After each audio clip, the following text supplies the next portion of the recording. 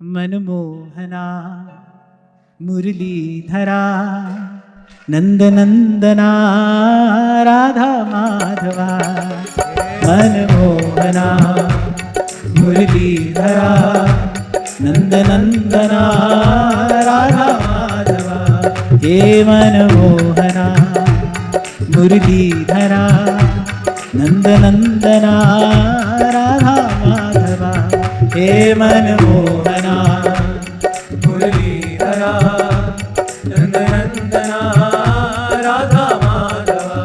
हे मनमोहना मुरलीधरा नंदनंदना राधा माधवा। हे मनमोहना मुरलीधरा नंदनंदना राधा माधवा। तान शोचे शोचान्विदोऽनुशोचे हरेः कथायां विमुखानघेन। शृणोति देवो निमिषस्तु येषामायुर्वृथा वादगति स्मृतिनाम्। तो संत ना होते तो भाई हम जैसे जीव तो जल मरते। संतों को होती है हमारी दुर्दशा देखकर हमारी चिंता।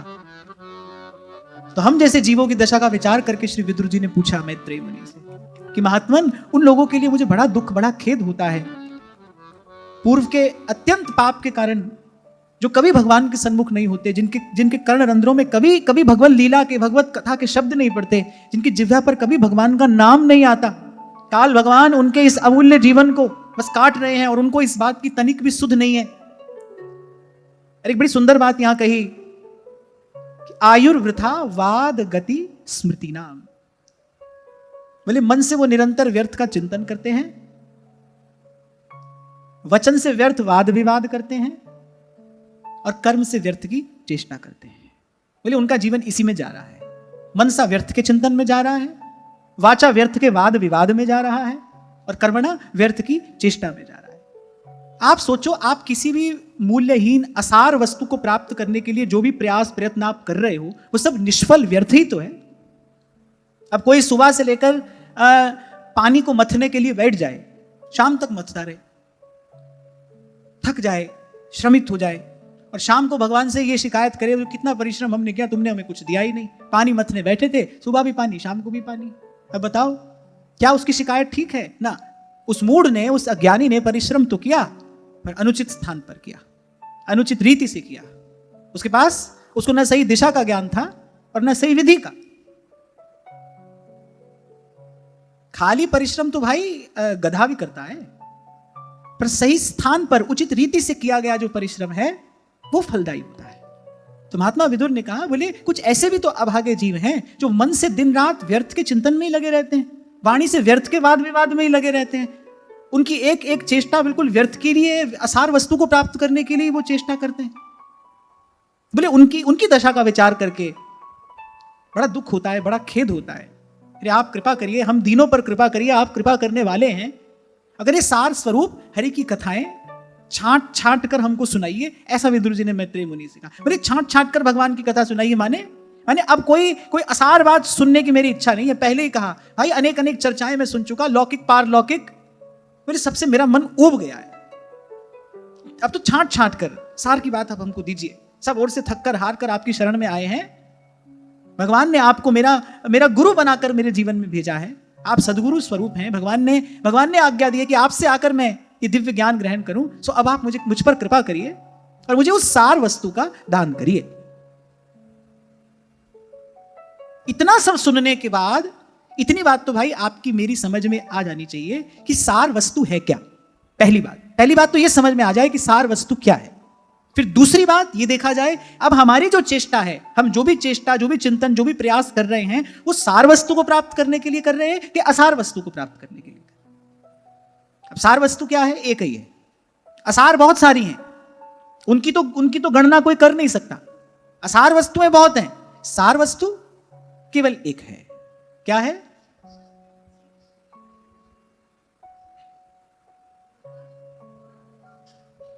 इसमें भी मुझे था कोई क्या कहेगा, कोई क्या कहेगा। इसमें भी हमारे पास बिल्कुल सीधा सटीक स्पष्ट उत्तर होना चाहिए। सार वस्तु क्या है? किसी ने कहा कृष्ण, किसी ने कहा भगवान, किसी ने क्या, किसी ने क्या। नहीं, सार वस्तु है भगवान के चरणों का प्रेम। इसमें भी इसीलिए मैंने कहा हमारा उत्तर बिल्कुल सीधा स्पष्ट सटीक होना चाहिए। इसलिए मैंने कहा पहली बात तो ये जान लो, इतनी चर्चा सुनने के बाद कम से कम इतना समाधान तो हमारा हो जाए, भाई सार वस्तु है क्या?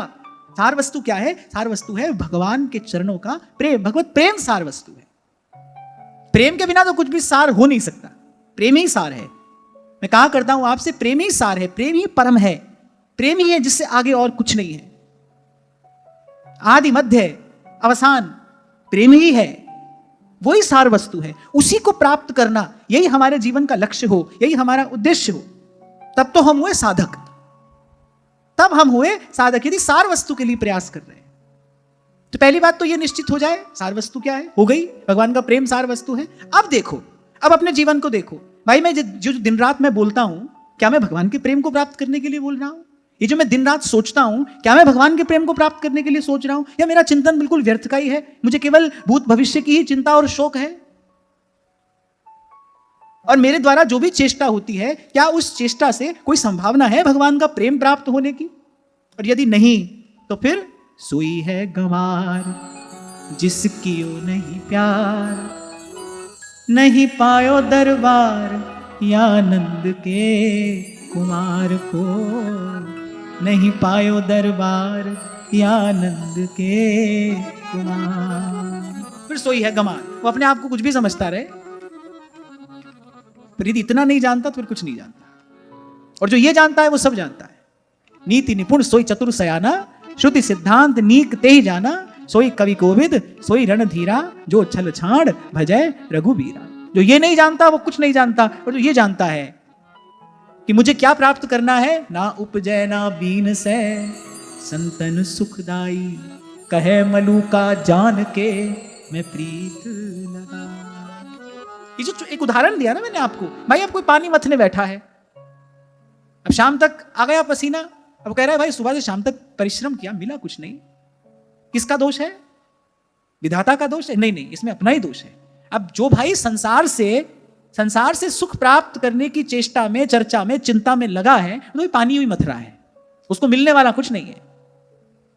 एक जन्म नहीं, अनेक जन्म, जन्म जन्म मिलेगा कुछ नहीं। इसके बाद भी आपकी रुचि आप करो। कल भी मैंने आपसे कहा था कर्मण्यवाधिकारस्ते, ईश्वर ने आपको स्वतंत्रता दी है कर्म करने की, आपकी इच्छा हो आप करो। आप हमारे पास तक आए हो तो हमारा आपके प्रति इतना कर्तव्य बनता है, मैं इतनी बात आपको बता दें। इसलिए कल एक छोटा सा भाव मैंने आपको निवेदन किया था कि वो शब्द मुझे बड़ा प्रिय है कि भगवान अवधवासियों से कहते हैं, कह रहे अनारंभ अनिकेत अमानी। और मैं समझता हूं कि इतना आप और मैं प्रयास करें तो कर सकते हैं। और मुझे लगता है कि आप साधक हो, अभी 2 दिन पहले मैंने आपसे कहा सावधानी ही साधना है, तो इतनी सावधानी तो एक साधक को रखनी चाहिए कि भाई अब कोई नया बखेड़ा खड़ा नहीं करें, नया संकल्प मन ना करने पाए, नया नवीन संकल्प ना हो, और कम से कम स्वार्थपरक संकल्प तो बिल्कुल ना हो, जिसमें केवल अपने सुख की इच्छा हो, जिसमें केवल अपने ही सुख की चिंता हो। ऐसा स्वार्थपरक संकल्प तो बिल्कुल ना हो। प्रयास पूर्वक भी अपने घर के मंदिर को स्वच्छ रखते हो कि नहीं रखते? और वहां भगवान ने अर्जुन से कहा गीता जी में, हृदय से अर्जुन तिष्ठति, जो भगवान का वास्तविक मंदिर है उसको स्वच्छ रखना भी तो हमारा कर्तव्य है ना भाई। मन मंदिर भी तो स्वच्छ रखें। स्वार्थपरक कोई भी संकल्प ये मन मंदिर को दूषित करने वाला है। मन मंदिर का भी मार्जन तो हमको नित्य करना चाहिए ना। जहां भाव रूप प्रभु विराजमान रहेंगे, क्योंकि मन ही मिलावे राम से और मन ही करे फजीत, जन्म जन्म का साथी कौन है? अब जब तक भगवान नहीं मिले, जब तक मन प्रभु से नहीं मिल जाता, तब तक जीव का जन्म जन्म का साथी मन ही तो है। मन साथ आया है, साथ जाएगा। जब तक प्रभु से नहीं मिल जाते, भाई इस मन की थोड़ी संभाल तो करनी चाहिए। और उस स्थिति में तो और अधिक संभाल करनी चाहिए जब मन के पास बुद्धि ना हो।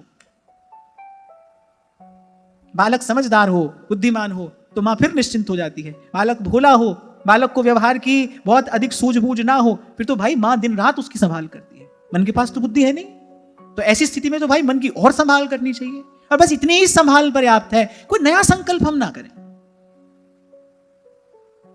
सब बातों को समेट कर एक आध शब्द कोई मिल जाए ना तो समझने में सरलता होती है। जैसे मैंने कहा भाई सार वस्तु क्या है, अब इतनी बात में भी आप लोगों ने अनेक अनेक उत्तर दिए। किसी ने कहा कृष्ण है, किसी ने कहा गुरु है, किसी ने कहा भगवान है। नहीं, सार वस्तु भगवान का प्रेम है। पहले इतनी बात स्पष्ट हो जाए। जैसे मैंने आपसे कहा पाप क्या है, तो अपने आप को देह समझना पाप है। भूल क्या है, संसार से सुख की आशा लगाना भूल है। तो ऐसे सबसे पहले ये सिद्धांत हमको समझ में आ जाए, स्पष्ट हो जाए, तो मुझे लगता है भाई इतना तो करो, इतना तो करो कि कोई नया संकल्प मत करो, स्वार्थपरक तो बिल्कुल मत करो। और यदि मन में उठे, क्योंकि मन पर अभी हमारा नियंत्रण नहीं है, यदि फिर भी मन में कोई स्वार्थपरक संकल्प उठे तो जाओ भगवान की शरण में। श्री डोंगरे जी महाराज जी बात कहा करते थे, बोले किसी समय यदि मन न आए हाथ में और मन की चंचलता बहुत अधिक बढ़ जाए, बोले ऐसी स्थिति में गुरु निकट हो तो गुरु की शरण में जाओ, संत की शरण में जाओ, ये तो भगवान की शरण में जाओ, भगवान की शरण में जाओ अर्थात भगवान के नाम का आश्रय लो, भगवान से प्रार्थना करो, भगवान की स्तुति करो। आप देखो अभी अभी आज ये प्रसंग आगे आएगा कि जब कोई समाधान नहीं मिलता देवताओं को भी क्या करते हैं, जहां है वहीं पर खड़े रहकर भगवान की स्तुति करते हैं, उन परम देव को प्रसन्न करने का प्रयास करते हैं, गुण गाते हैं भगवान का, भगवान के नाम का कीर्तन करते हैं, भगवान का गुण गाते हैं, भगवान की स्तुति करते हैं। होता क्या है, कहीं ना कहीं वो प्रकाश की किरण फूट पड़ती है, मार्ग दिखाई पड़ने लगता है। ऐसे ही हमारी दशा भी है भाई, यहां तक आ गए, अब अगला पग कहां धरना है, कभी कभी नहीं सूझता है, नहीं दिखाई पड़ता है। तो ऐसी स्थिति में प्रार्थना करो भगवान से। मन कभी बहुत चंचल हो रहा हो, नहीं संभल रहा हो, संत की शरण में जाओ, गुरु की शरण में जाओ, भगवान की शरण में जाओ। संत की शरण में जाना क्या है, सत्संग संत की शरण में जाना है। गुरु की शरण में जाना क्या है, गुरु से जो नाम मिला है उस नाम को जपना, ये गुरु की शरण में जाना है, गुरु की शरण में रहना है। भगवान की शरण में जाना क्या है, भगवान के नाम का कीर्तन, भगवान की स्तुति, भगवान से प्रार्थना, ये भगवान की शरण में जाना है। मैं प्रत्यक्ष रूप से कहीं किसी मंदिर या तीर्थ में जाने की बात नहीं कर रहा हूं, जहां आप हो भगवान वहीं पर विराजमान है। ऐसा प्रसंग भी आया एक बार, देवताओं ने कहा ब्रह्मा जी से चलिए, चलकर भगवान की स्तुति करते हैं। ब्रह्मा जी ने कहा चले कहां, भगवान कहां नहीं है, जहां है यहीं पर खड़े होकर भगवान की स्तुति करो, भगवान यहीं पर उत्तर देंगे। दौड़ धूप छोड़ो सखी, संत कहते हैं अरे सब बाहर की दौड़ धूप छोड़ो, अंतर के पट खोल रे तो है पिया मिलेंगे, अंतर के पट खोल।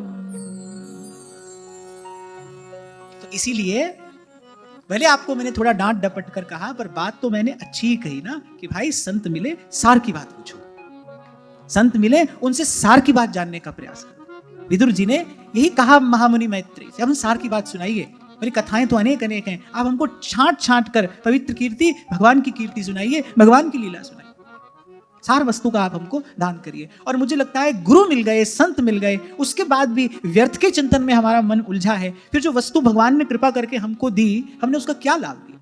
ध्यान रखना, अभी आपसे मैंने कहा सार की वस्तु एक है और असार अनित्य वस्तुओं की गिनती नहीं है, वो अनेक अनेक हैं। ऐसे सार की बात बड़ी थोड़ी है, असार की बातों का कोई अंत नहीं है, आज तक नहीं आया, आगे कैसे आ जाएगा। और फिर वैसे भी अंधेरा अंधेरा करते, अंधेरे को गाली देते, हाथ में लाठी डंडा लेकर अंधेरे से लड़ते तो अंधेरा दूर नहीं होता, नहीं होता, उसके लिए तो दीपक जलाना पड़ता है। और जो हम कह सुन रहे हैं, मैंने प्रथम दिन आपसे कहा था, मैं कोई कहानी नहीं सुना रहा हूं आपको कि किसी काल में यह घटना घटी। यह घटना घटी क्यों घटी, आपको और मुझे यह घटना क्या कह रही है, और अगर आपको और मुझे कुछ कह नहीं रही है, आपके मेरे कोई काम की बात इसमें नहीं है, फिर हम इसमें समय दे क्यों रहे हैं। नहीं, यह घटना आपको मुझे कुछ कह रही है।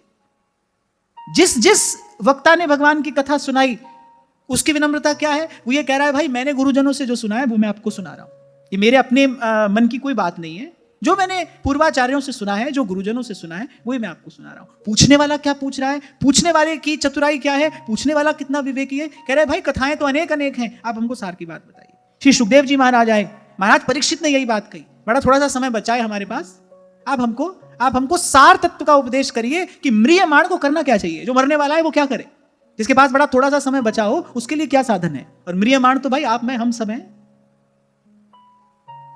कान लगाकर सुनोगे तो ये कथाएं आपसे मुझसे भी कुछ कह रही हैं, ये आपको और मुझे भी कुछ सिखा रही हैं। ये जो शब्द हैं ये आपके मेरे जीवन को एक आकार देने के लिए है।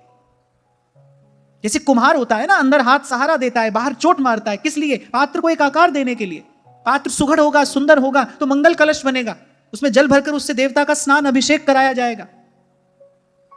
तभी कबीर कहते हैं, गुरु कुम्हार शिष्य कुंभ है, घड़ घड़ काढ़े खूट, अंदर हाथ सहारा दे, बाहर मारे चूट। कुम्हार आकार देता है। ये जो शब्द हैं, इसमें कुछ हमको अच्छे लगेंगे, कुछ हमको कठिन लगेंगे, कुछ हमको अरुचिकर लगेंगे। ये जो बात यहां से कही जाएगी ना, कुछ हमको अच्छी लगेगी, कुछ हमको कठिन लगेगी, कुछ हमको अरुचिकर लगेगी। जो अच्छी लगे वो भीतर से हाथ का सहारा है, और जो कठिन और अरुचिकर लगे वो बाहर से चोट है। लेकिन ये सब किया किस लिए जा रहा है? जीवन को एक आकार देने के लिए, हमको पात्र बनाने के लिए सब किया जा रहा है, कि हम पात्र बने और भगवान की कृपा ठहरे। उस दिन में मैंने आपसे कहा, भगवान को कहीं से आना थोड़ी है भाई, भगवान को मिलना थोड़ी है, भगवान तो नित्य प्राप्त है, हमें पात्र बनना है। ये सारी प्रक्रिया स्वयं को पात्र बनाने के लिए है।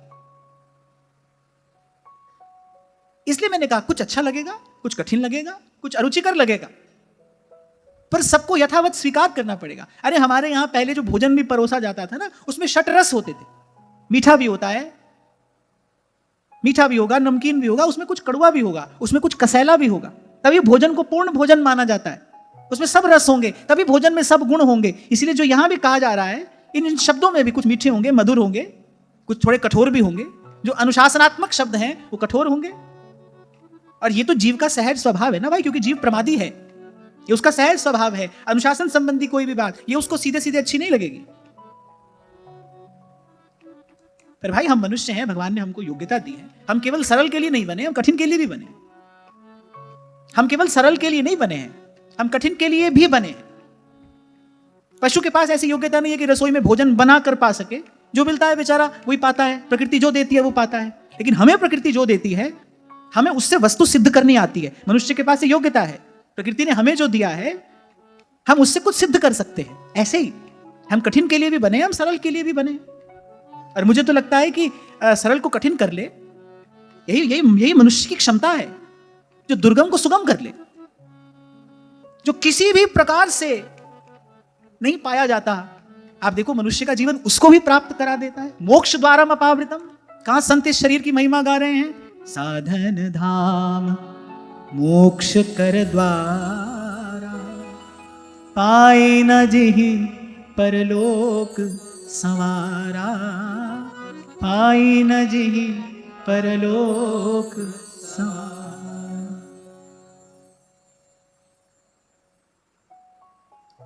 तो मैत्रेय मुनि जी ने उत्तर देना आरंभ किया। सबसे पहले तो प्रसन्न हो गए।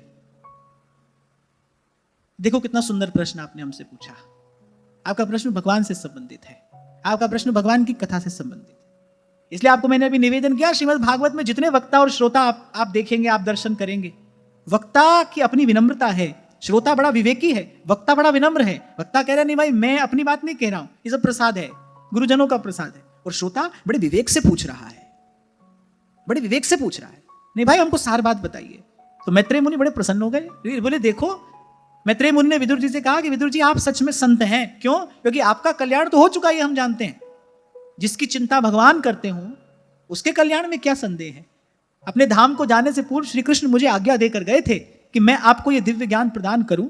उस समय मैंने भगवान के हृदय में आपके लिए जो करुणा और स्नेह देखा, मैं उसे देखकर धन्य हो गया। आप धन्य हैं विदुर जी कि श्री कृष्ण आपकी इतनी चिंता करते हैं। तो आपका कल्याण तो हो गया है। आपने ये पूछा किस लिए? आपने ये इसीलिए पूछा ताकि इस उत्तर के माध्यम से जन जन का कल्याण हो सके। आपका प्रश्न बड़ा सुंदर है। सबसे पहले तो हम आपके प्रश्न का आदर करते हैं, आपके प्रश्न को प्रणाम करते हैं। और फिर मैत्रेय मुनि ने कहा कि आपने जो पूछा, क्या पूछा विदुर जी ने? विदुर जी ने सबसे पहले सृष्टि संबंधी कुछ बात पूछी और फिर कहा कि किस प्रकार भगवान लीला करते हैं, कब कब भगवान ने अवतार ग्रहण किया, कैसी कैसी भगवान ने लीला की। विदुर जी ने कहा भाई अब कहीं और जाना नहीं है, कुछ और सुनना नहीं है। अब तो ये जो जन्म जीवन है ये बस भगवान की लीला कथा को समर्पित है। हम चैन से बैठे हैं आपके चरणों में और आप बड़े प्रेम से, बड़े भाव से, बड़े विस्तार से हमको भगवान की कथा सुनाइए। यहां विदुर जी की रुचि का दर्शन हो रहा है। कथा मीठी लगे, कथा प्यारी लगे, उसके लिए आवश्यक है कि कथा में पहले रुचि हो। हमारी रुचि हो। और एक और बात मैं आपको बड़ी विनम्रता पूर्वक कहूं, बड़े दीर्घ काल के साधन के बाद की रुचि प्राप्त होती है, इच्छा। हाँ, कोई मिले हमको, कोई ऐसो रे भेटे संत, कोई मिले हमको ऐसा। आप एकांत में बैठना, जाना अपने भीतर, देखना, विचारना, क्या हमको कभी वस्तुतः ऐसी इच्छा हुई? कोई ऐसो रे सुखदाई जिन हरि की कथा सुनाई, तिस भेंटे गति होय हमारी, तिस भेंटे गति होय हमारी। विदुर जी को रुचि है, भाई बड़े बड़े विस्तार से हमको सुनाइए, भगवान की कथा सुनाइए। तो मैत्रेय मुनि ने कहना आरंभ किया। मैत्रेय मुनि ने एक रहस्य की बात बताई। ये जिस सृष्टि का आप दर्शन कर रहे हैं, ब्रह्मा जी ने इसकी रचना की, पर ब्रह्मा जी की सृष्टि रचना से पूर्व भी एक घटना घटी थी कि ये जो पंच महाभूत हैं, ये महतत्व, अहंकार आदि जो सब है, इन्होंने सब ने सृष्टि बनाने का प्रयास किया, लेकिन ये सब अलग अलग होकर रहकर बोले सृष्टि का निर्माण कर नहीं सके। ऐसे आपको कुछ दिन पूर्व मैंने एक उदाहरण दिया था कि भाई मान लो लड्डू बनाने में 4 चीज लगती है, तो चारों चीज हो लेकिन लड्डू बनाने वाला ना हो, तो भाई वो 4 चीज तो जड़ है ना, वो चारों मिलकर तो लड्डू नहीं बना सकते। उसके लिए कोई बनाने वाला चाहिए, और बनाने वाला भी कैसा? जिसको लड्डू बनाने की विधि आती हो, जिसको व्यंजन सिद्ध करने की कला आती हो, ऐसा कोई एक बनाने वाला चाहिए। जितने भी ये जड़वाद को मानने वाले हैं कि नहीं भाई कोई परमात्मा नहीं है, मैं कहता हूं थोड़ा सा अपने जीवन के निकट आकर देखो, आपको चेतन तत्व की महिमा का दर्शन हो जाएगा। एक हवाई जहाज 500 लोगों को बैठाकर यहां से वहां ले जाता है। नहीं, हवाई जहाज नहीं ले जाता है, लेकर तो कोई मनुष्य ही जाता है। हवाई जहाज स्वयं चलकर तो जाता नहीं है, उसको बनाने वाला भी कोई है, उसको चलाने वाला भी कोई है, वो बिगड़ जाए तो उसको सुधारने वाला भी कोई है। जड़ वस्तु कितनी भी उत्कृष्ट क्यों ना हो, पर भाई उसके मूल में तो चेतन ही है ना, उसके मूल में तो कोई चेतन है, कोई करने वाला है, कोई रचने वाला है, कोई संभालने वाला है। आप हैं, मैं हैं, हम सब हैं, ये सृष्टि है, इसके मूल में कोई है भाई। श्रीमद् भागवत में आद्योपांत सब जिज्ञासाओं का समाधान है, इसमें सब प्रश्नों का उत्तर है। तो मैत्रेय मुनि ने कहा बड़ी अद्भुत घटना घटी। पृथ्वी, जल, अग्नि, वायु, आकाश, महतत्व, अहंकार, बोले जितने भी सब भूत आदि गण हैं जो भगवान के अंश हैं, बोले इन सब ने अलग अलग रहकर सृष्टि का निर्माण करने का प्रयास किया, लेकिन सृष्टि बनी नहीं। तब समझ में आई, बोले हम कितने भी समर्थ क्यों ना हो जाएं, पर काम तो राम की कृपा से ही होगा, काम तो भगवान की कृपा से ही होता है। यहां सबसे पहला संदेश इस श्रीमद् भागवत की कथा के आरंभ में यही है कि कोई कितना भी समर्थ क्यों ना हो जाए भाई, पर आदि में भी, मध्य में भी और विश्राम में भी है तो भगवान। भगवान की शक्ति है, भगवान की कृपा है। सबसे पहला जो दर्शन यहां श्रीमद् भागवत की कथा के आरंभ में हो रहा है, भाई कितना भी समर्थ कोई क्यों ना हो, लेकिन भगवान की कृपा के बिना कार्य सिद्ध नहीं हो सकता। कार्य सिद्धि के लिए तो भगवान की कृपा चाहिए, भगवान की अनुकूलता चाहिए, भगवान की स्वीकृति चाहिए। तो पृथ्वी, जल, अग्नि, वायु, आकाश, ये सब पंच महाभूत लगे हैं कि भाई हो जाए सृष्टि का निर्माण, लेकिन सृष्टि बनी नहीं। क्यों? क्योंकि बनाने वाला कोई नहीं है। जो बनाने वाला है वो दूर बैठा लीला देख रहा है। तो ऐसे ही हम भी जब अपनी सामर्थ्य पर कुछ करने का प्रयास करते हैं ना, तो वो दूर बैठे देखते रहते हैं। लेकिन मैंने कहा पहला सिद्धांत यहां पर प्रतिष्ठित हो रहा है कि भाई कार्य तो कियो। सूरदास जी कहते हैं, संतों की बात बड़े बड़े सीधे सहज से समझ में आ जाती है। सूरदास जी कह रहे भाई कियो गोपाल ही को होए, बोले जो अपनो पुरुषार्थ माने, बोले सोई झूठो है, सोई जो कहे मैंने किया है वो झूठा है। इसीलिए गुरु साहब अपनी वाणी में सबसे पहला शब्द क्या कहते हैं? यानी कर्ता। पहले कहा एक ओंकार सत्य नाम, उसका नाम सच है, और फिर कहा कर्ता। भाई करने वाला वही है, एक उसकी कृपा के बिना नहीं होता। सब कुछ भी हो पर उसकी कृपा ना हो तो बोले कार्य नहीं होता है। और मैं कहता हूं कुछ ना हो, भगवान की इच्छा हो तो कियो गोपाल ही को होए। इसीलिए भी थोड़ी देर पहले मैंने आपसे कहा ये एक श्लोक कुछ कह रहा है। एक तो इसका अभिधार्थ है, श्लोक का एक श्लोकार्थ है, एक उसका भावार्थ है, एक उसका गूढ़ार्थ है। एक तो श्लोक का अर्थ है, सीधा अर्थ है, एक उसका भावार्थ है, एक उसका गूढ़ार्थ है। तो यहां ये गूढ़ार्थ प्रकट हो रहा है कि पृथ्वी है, जल है, अग्नि है, वायु है, आकाश है, सब है, लेकिन संसार नहीं है। क्यों? क्योंकि बनाने वाला नहीं है। ये सब देख विचार कर संतों ने कहा भाई सब हो पर कियो गोपाल ही को। इसलिए कोई भूल से अपने आप को कर्ता न समझे, अपने आप को कर्ता न माने। ब्रह्मा जी ने यही प्रार्थना तो भगवान से की, प्रभु सृष्टि की रचना तो मैं करूं आपकी कृपा से, आपकी आज्ञा से, पर कहीं मैं अपने आप को सृष्टि को बनाने वाला ना मान बैठूं। सृष्टि को बनाते हुए मैं कहीं अपने आप को बनाने वाला ना मान बैठूं। आपकी कृपा रहे और मुझे इस बात का सदा स्मरण रहे कि करने वाले आप हैं। आप सोचो इतनी सी बात हमारे जीवन में आ जाए तो आप देखो कितने अनर्थ हमारे जीवन से दूर हो जाएं। अपने आप को कर्ता मानकर ही तो हम जग जंजाल में फंसते हैं। हमने तुम्हारे लिए किया, तुमने हमारे लिए क्या किया? अरे भाई ना हमने किया, और जब हमने किया नहीं तो फिर हमको आशा क्यों है? आप देखो सारी बात यहीं पर समाधान हो जाए। हम इतनी सी बात मान लें, स्वीकार कर लें, भाई करने वाले ने किया है। संत इसी भाव को अपने जीवन में उतार लेता है और दिन रात मौज में रहता है, आनंद में रहता है। तभी तो ये पंक्तियां मुझे इतनी प्यारी है, मैं बार बार गाता हूं। देत लेत है आप ही पलटू पलटू सो। बड़े प्रसिद्ध महापुरुष थे ये पलटू साहब, अयोध्या के पास के रहने वाले। बड़ी प्रसिद्धि, बड़ा यश।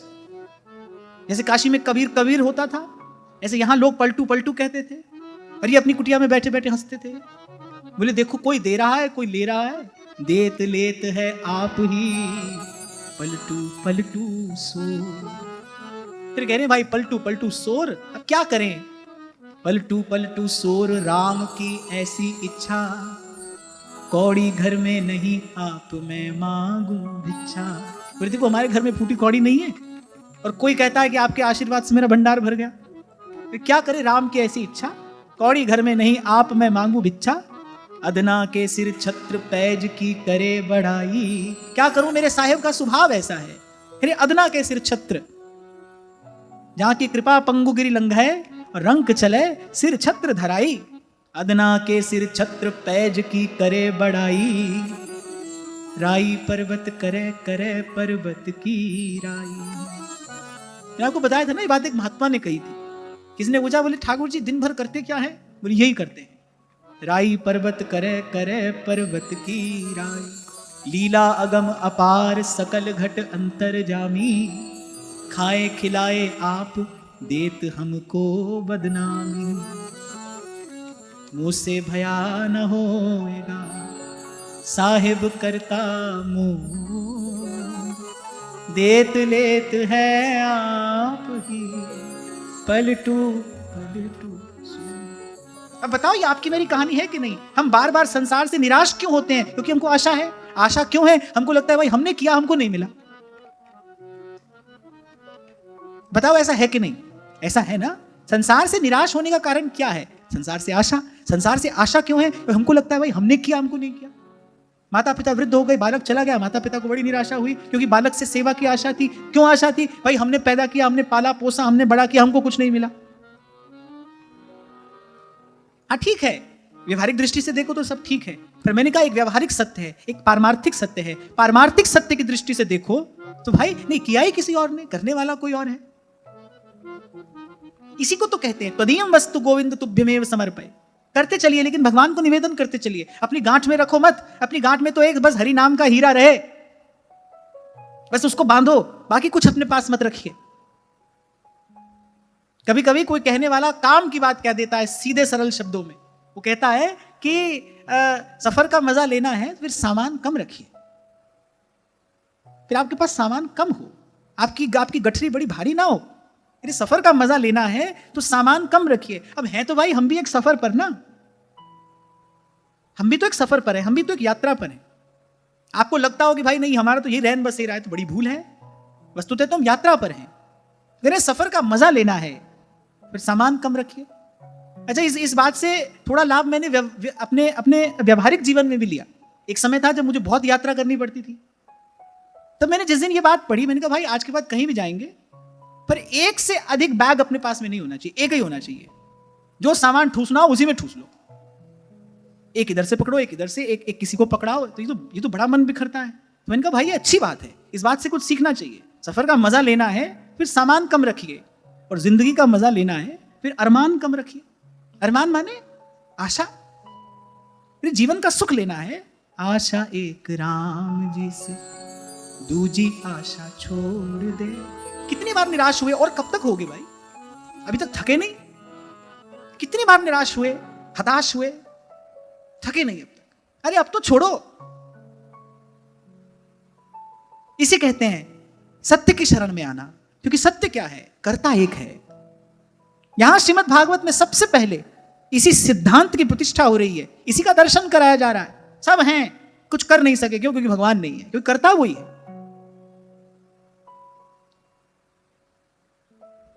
और महाराज वाणी में एक बड़ी सुंदर बात कहते हैं जो ब्रह्मांड है सोई पिंड है, जो खोजे सो पावे।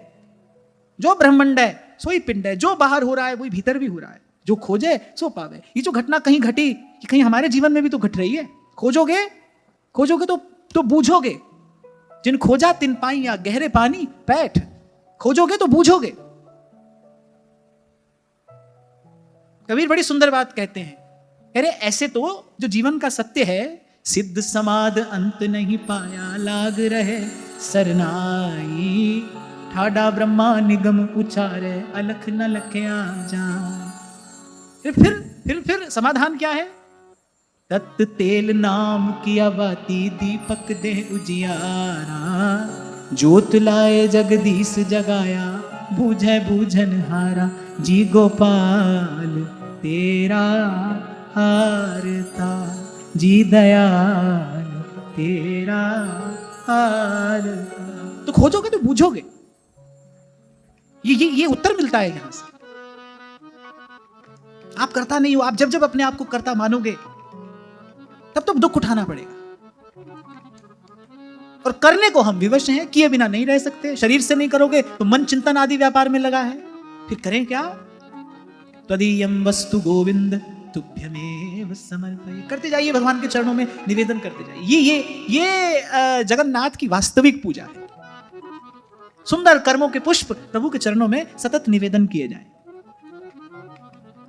सुंदर सुंदर कर्मों के पुष्प चढ़ाइए भगवान के चरणों में, निवेदन करते चलिए।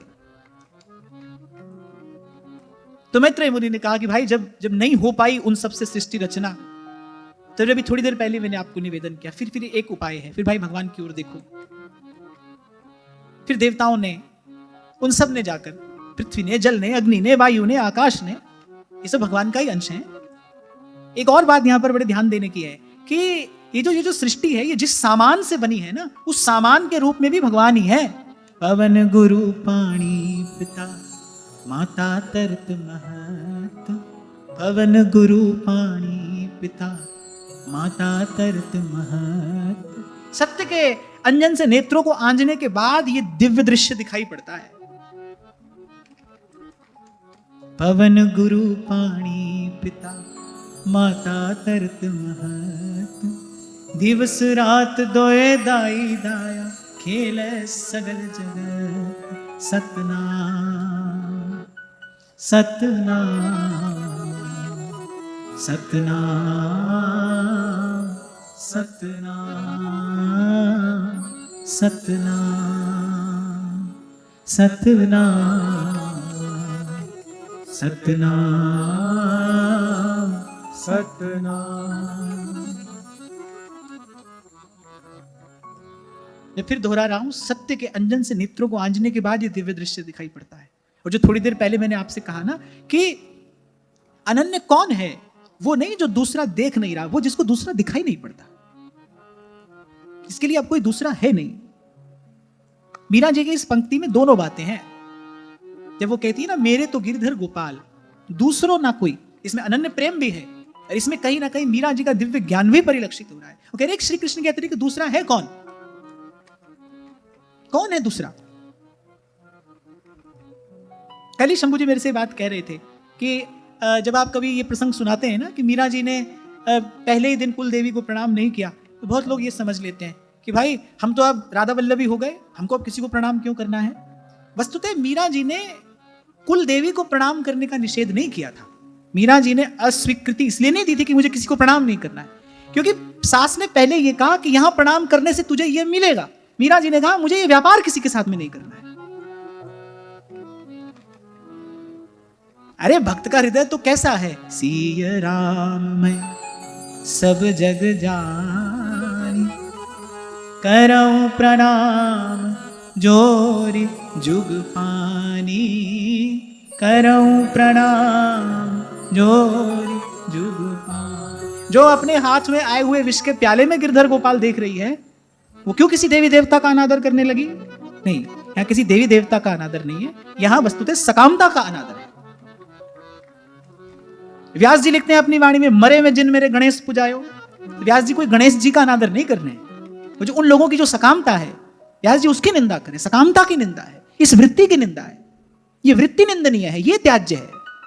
अरे संसार मिला उससे भी व्यापार करते रहे, भगवान मिले उनसे भी व्यापार करोगे, संत गुरुजन मिले उनसे भी व्यापार करोगे, तो कहीं तो आकर हमारी उन्नति हो, कहीं तो आकर हमारी गति हो। यही बात तो विदुर जी ने कही मैत्रेय मुनि से कि मुझे जीव की बड़ी चिंता है, कैसे इनकी गति होगी। बोले जन्म जन्म से आयुर्वृथावाद गति स्मृति नाम, जन्म जन्म से उसी व्यर्थ के चिंतन में, उसी व्यर्थ की चेष्टा में, उसी व्यर्थ के वाद विवाद में जीव लगा है। बार बार वही करता है, पिसे पिसाए को पीसता है। कहते हैं कि ऊंट कटीली झाड़ियां भी खा लेता है, और जब वो उसको चबाता है तो उसके मुख के भीतर रक्त स्राव होता है। ऊंट को लगता है कि ये रस मुझे मिल रहा है, उसका स्वयं का रक्त ही है, लेकिन उसको लगता है कि ये बड़ा सुंदर रस मुझे मिल रहा है। यही जीव की दशा है। उसको लगता है मैंने सुख भोगा। नहीं, किसी ने सुख नहीं भोगा, विषय भोग जाता है मनुष्य को। यहां कहा, फिर उसकी आयु नष्ट हो जाती है, उसका अमूल्य जीवन उसके हाथ से चला जाता है। अंत में उसके हाथ क्या आता है? केवल उन्हीं विषयों की बढ़ी हुई तृष्णा। जो सुख भोगे उन्हीं की तृष्णा बढ़ी, उन्हीं की लालसा बढ़ी, उन्हीं की वासना बढ़ी।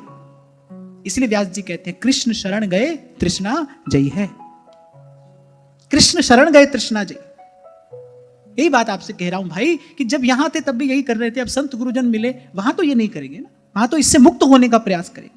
तभी तो महाप्रभु जी ने सुधानिधि में कहा अलम विषय वार्तया नरक कोटि विभत्सया। अरे वो कह रहे हैं कि जब मैं श्रुतियों की कथा को व्यर्थ का परिश्रम बता रहा हूं और तुम यहां विषय की वार्ता लेकर आए हो। वृथा श्रुति कथाश्रमो बत विभेमि कैवल्यतः। केवल एक ही शब्द तो महाप्रभु जी ने कहा, अलम विषय वार्तया, बस ये बात ना की जाए। एक छोटा सा संकेत महाप्रभु जी ने स्फुटवाणी में कर दिया, परधन परतीय बंचु। अब समझने वाला भाई इसमें समझ ले इसमें क्या क्या कह दिया गया है। वक्ता कितना भी चतुर क्यों ना हो, इन श्रोता के मन में खटपटी चल रही है तो कहां से उसको ज्ञान हो जाएगा भाई, कहां से हो जाएगा। आप और मैं दोनों जब तक एक धरातल पर नहीं आएंगे तब तक आपके और मेरे मिलने को संग नहीं कह सकते। आप और मैं इसे सत्संग कहते हैं, लेकिन जब तक आप और मैं एक धरातल पर नहीं आएंगे तब तक आपका और मेरा संग नहीं हुआ। मैं आया आकर चला गया, आप आए आकर चले गए। इसलिए 2 दिन पहले मैंने आपसे कहा था यहां आने से पहले थोड़ी तैयारी चाहिए, थोड़ा झाड़ फूक कर आओ अपने मन मंदिर को कि भाई क्या मालूम आज भाव रूप प्रभु हमारे हृदय में विराजमान हो जाए। कोई तो दिन ऐसा आएगा ना भाई, कोई तो दिन ऐसा आएगा जिस दिन इस शब्द का प्रकाश हमारे अंतर में हो जाएगा। वो कोई दिन होगा, अब कौन सा होगा ये नहीं कहा जा सकता। शबरी जी नित्य मार्ग बुहार रही है, नित्य फल ले आती है, भाई कोई दिन तो राम आएंगे। पंथ निहारती है, डगर बुहारती है, भाई किसी दिन तो राम आएंगे, किसी दिन तो प्रतीक्षा पूर्ण होगी। और हम तो भाई हितोपासक हैं, इस उपासना में तो प्रतीक्षा ही पुरुषार्थ है, हमको प्रतीक्षा ही करनी है। अब वृंदावन में आकर पड़े हैं भाई, ठाकुर जी की लीला का गान कर रहे हैं, कोई तो घड़ी होगी, कोई तो दिन होगा जब हमारे भीतर भी इस भाव का प्रकाश हो जाएगा। तो थोड़ी तैयारी के साथ यहां पर आना चाहिए, थोड़ा सजग सावधान होकर यहां पर बैठना चाहिए। सजग होकर माने शारीरिक रूप से सजग होकर, सावधान होकर माने मानसिक रूप से सावधान होकर। और मानसिक रूप से सावधानी क्या है भाई, किस लिए आए हैं यहां पर। बार बार जब से ये वार्ता आरंभ हुई, महाराज परीक्षित ने यही बात कही, शौनक आदि ऋषियों ने सूत जी से यही बात कही, अब विदुर जी ने मैत्रेय मुनि से यही बात कही। भाई आप मिले हैं, यहां वहां की बात तो यहां वहां होती रहती है, आप मिले हैं तो सार की बात करिए, आप मिले हैं तो भगवान की बात करिए, आप मिले हैं तो कुछ ऐसी बात करिए जिससे भगवान का प्रेम हमारे हृदय में उदय हो, प्रभु के प्रेम का प्रसाद मिले। नानक की अरदास सुनी जय, केवल नाम हृदय मह दीजय। जब प्रभु के सन्मुख गए हो वहां तो कम से कम कहो कृपा जल दे नानक सारंग को, हुए जाते तेरे नाम वासा, मोहे आदि प्यासा, तेरे नाम वासा मोहे आनी प्यासा तेरे नाम वासा। तो मैत्रेय मुनि ने कहा भाई जब कोई मार्ग नहीं सूझ पड़ा तो उन सब ने भगवान से प्रार्थना की, भगवान की स्तुति की। अब ये जो स्तुति है इसमें अनेक अनेक प्रकार से इन देवों ने भगवान के श्री चरणों का आराधन किया। बड़ी दिव्य बड़ी सुंदर स्तुति है। एक एक श्लोक हृदय में भगवान के चरणों के प्रेम को, भक्ति भाव को बढ़ाने वाला है। बड़ी सुंदर बात यहाँ भगवान वेदव्यास कह रहे हैं, नमामते देव पदारविंदम प्रपन्नतापोपशमात पत्रम यन्मूलकेतायतयोञ्जसोरु संसार दुःखं बहिरुत्क्षिपन्ति। सब देवताओं ने कहा प्रभु आपके चरण कमलों की वंदना करते हैं। यहाँ एक सूत्र हमको और मिल जाता है, कैसी भी दुविधा हो, कोई भी कष्ट हो, कोई भी पीड़ा हो, बस मन भूल मत जइयो राधा रानी के चरण। नमामि राधा चरण सकल मंगल को कारण। व्यवहार में भी रहते हुए कोई ऐसा समय आ जाए, कोई कठिनाई हो, कोई प्रतिकूलता हो, सब छोड़कर जिह्वा पर प्रभु का नाम हो और बस भगवान के चरणों का ध्यान करिए। भगवान के चरण सब मंगलों के मूल हैं। बड़े से बड़े अमंगल का नाश करने में भगवान के चरणों का स्मरण समर्थ है। संपन्न नारायण स्मृति। अब देवताओं ने यही किया, कोई मार्ग नहीं सूझ रहा, भगवान की स्तुति की। और स्तुति में सबसे पहली बात क्या कह रहे हैं, नमामते देव पदारविंदम। सूरदास जी यहीं से आरंभ करते हैं, चरण कमल वंदो हरिराई, चरण कमल वंदो हरिराई। जाकी कृपा पंगु गिरि लंघे, जाकी कृपा पंगु गिरि लंघे, रंक चले सिर छत्र धराही, रंक चले छत्र धराही।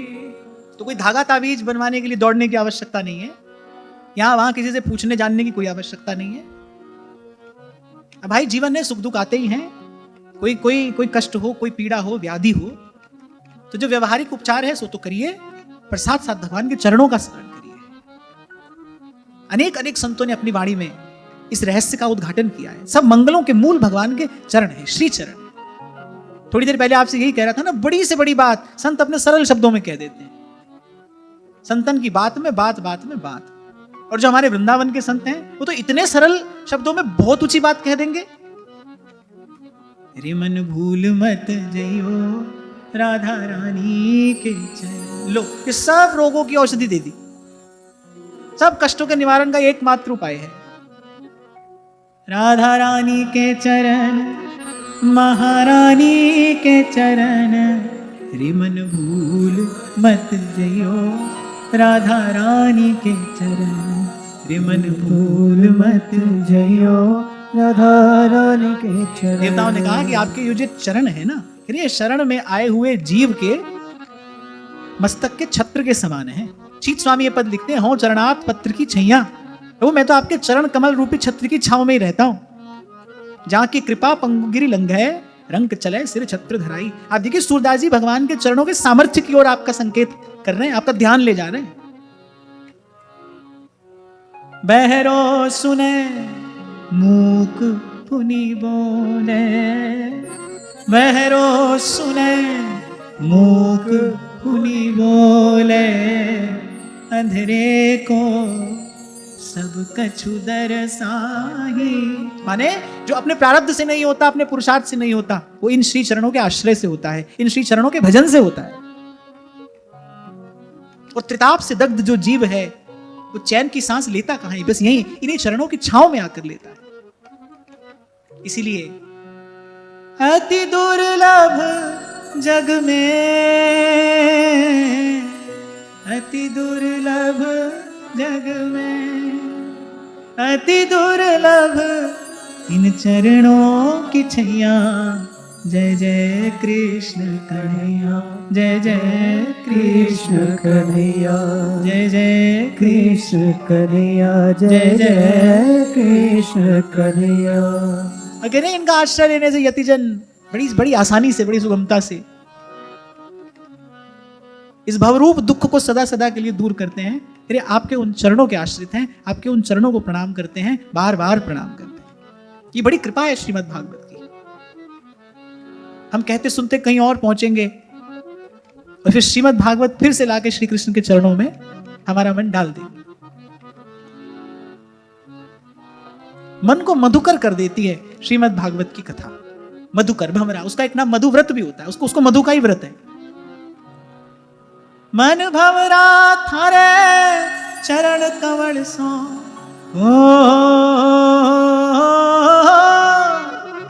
मन भंवरा थारे चरण कमल सो, आलिपटायो जी नाथ थारी शरणी आयो।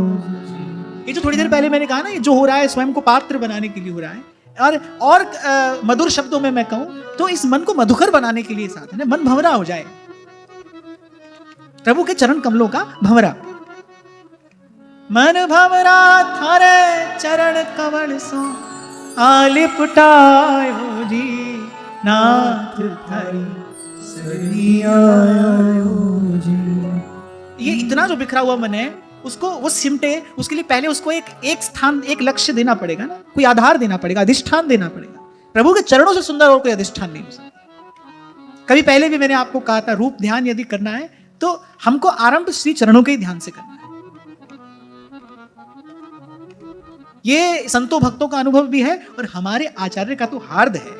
जागृत स्वप्न सुषुप्तिषु स्फुरतु मे राधा पदाब्जच्छटा। प्रियालाल की लीला का गान करते करते भी महाप्रभु बार बार यही तो कहते हैं, द्वंद्वेशी वृषभानु नंदिनी सदा वंदे तव श्री पदम।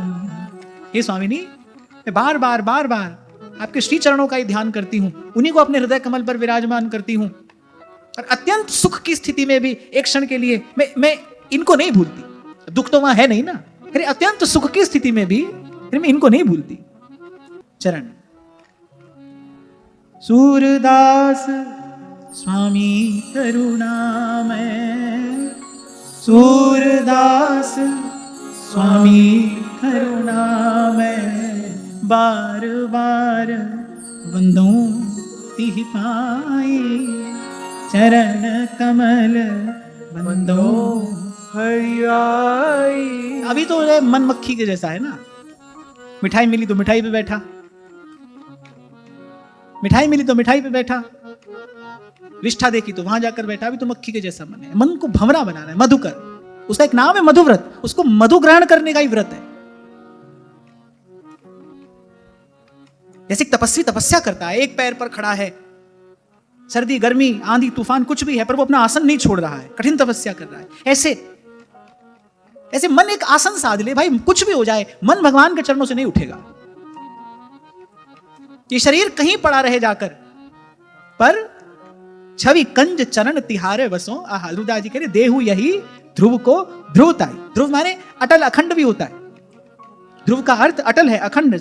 ध्रुवदास जी कह रहे हैं इस ध्रुव का नाम सफल करिए, मेरा जो नाम है वो सफल हो, मुझे यही ध्रुवता प्रदान करिए, मैं भी अटल हो जाऊं, अखंड हो जाऊं। कहां? अरे आपके चरणों में मेरी स्थिति अटल हो जाए, अखंड हो जाए। जो सुख दुख लगी रहे देह सो, मिट जाई अरुलोक बढ़ाए, संगत साध वृंदावन कानन, तुम गुण गानन मांझ बिहार। छवि कंज चरण तिहारे बसो उर, देहु यह ध्रुव को ध्रुवता। एक छोटा सा उदाहरण देकर वाणी को विराम देता हूं। व्यक्ति जब साइकिल चलाना सीखता है तो साइकिल के दोनों तरफ वो छोटे छोटे पहिए लगे रहते हैं ना। जब मैंने सीखी थी तब मैं अपनी बात बता रहा हूं, इसलिए भाई गिर नहीं जाए, चोट नहीं लगे। हालांकि फिर भी व्यक्ति चोट खाकर ही सीखता है, बिना गिरे पड़े कोई नहीं सीखता, चोट खाकर ही सीखता है, पर फिर भी अपनी ओर से बचाव करता है भाई कि नहीं गिरे। फिर एक समय ऐसा आता है, इतना अभ्यास हो जाता है, दोनों हाथ छोड़कर व्यक्ति साइकिल चलाता है बढ़िया। तभी संत ने कहा, बोले लाला किए तो सब हो जाए, अभ्यास से सिद्धि होती है। अरे अभ्यास से जड़ व्यक्ति में चेतनता का संचार हो जाता है। आप भी निरंतर अभ्यास करोगे भाई, बाहर की स्थितियां जैसी हों, पर और अंतर में प्रभु के चरणों का स्मरण अखंड बना रहे, श्री चरणों की स्मृति बनी रहे, बस मन भवना होकर चरण कमलों के निकट मंडराता रहे। करोगे तो होगा। हाँ, केवल कहने से तो नहीं होगा, करोगे तो होगा। आज की वार्ता यहीं श्री जी के चरणों में निवेदन करते